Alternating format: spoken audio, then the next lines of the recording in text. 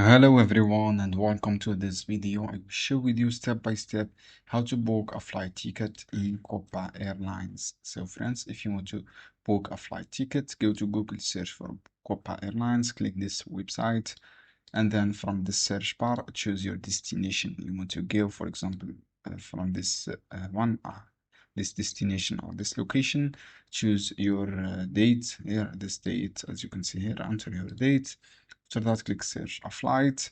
When you click search a flight, you will see your details here, your price. You have all details, your economy, business. You have different option here.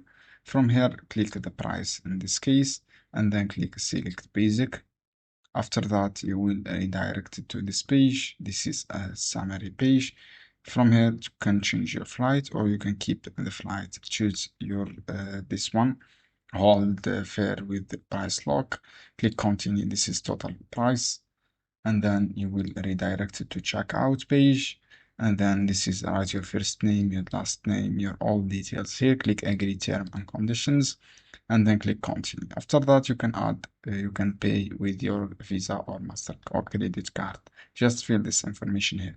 I hope this guide helpful for you. Don't forget give like and share this